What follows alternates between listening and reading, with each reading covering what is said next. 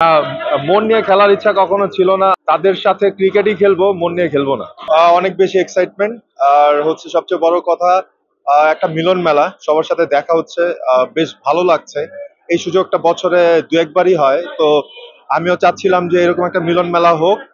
আর অনেকদিন যেহেতু তাদের সাথে ক্রিকেট খেলা হয় না, সো ওই উসিলে আমাদের একটা টুর্নামেন্ট হচ্ছে, তো খেলা হয়ে যাবে। আর যেহেতু এটা ক্রিকেট বলে খেলা, ইটস গনা বি ডিফারেন্ট। আমার তো প্রিয় খেলোয়াড় অনেক আছে।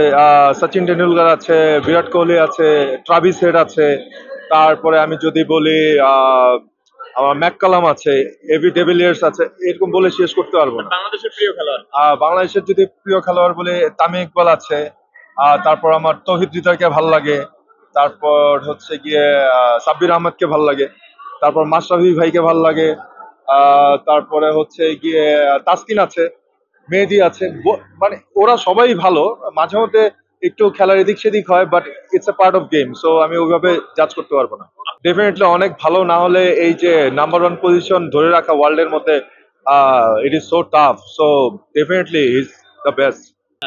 ডেফিনেটলি, কারণ হচ্ছে খেলার জায়গায় রাজনৈতিক বিষয়গুলো আলাদা জায়গায়। মানে আমার মতে খেলার মধ্যে পলিটিক্স না আসাটাই বেটার ছিল। বাট যদি মানে দেশের একজন সম্পদ হিসেবে তাকে আমাদের দেশের মানুষরা হয়তো বা কনসিডার করতেই পারতো।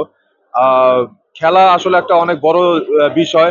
পুরো দেশকে আসলে প্রেজেন্ট করার একটা ব্যাপার থাকে। আর সাকিব আল হাসানের নামে অনেকে বাংলাদেশকে চেনে, এটা আপনার বুঝতে হবে। মন নিয়ে খেলার ইচ্ছা কখনো ছিল না, আর নাইও। তাদের সাথে ক্রিকেটই খেলবো, মন নিয়ে খেলবো না।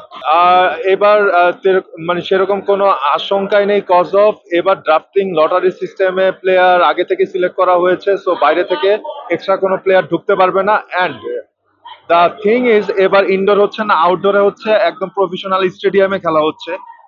টি-20 হচ্ছে, আইসিসি রুলসে হচ্ছে, সো কেউ চাইলেও প্রবলেমটা করতে পারবে না।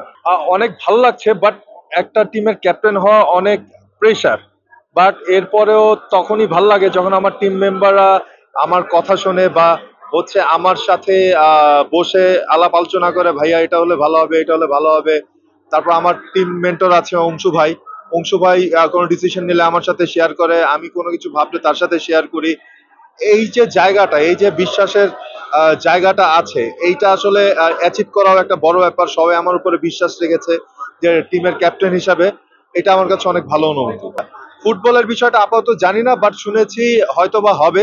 বাট আমরা এবার চেষ্টা করছিলাম যে ক্রিকেটটা খুব ভালোভাবে আসলে সম্পন্ন করতে, কারণ লাস্ট টাইম যেহেতু একটা ঝামেলা হয়েছিল। এবারের টার্গেট এই সিজনটা যেন বেশ ভালোভাবে হয়। নেক্সট ইয়ার ইনশাল্লাহ এর চেয়েও বড় করে টুর্নামেন্ট হবে ক্রিকেট। Thank you.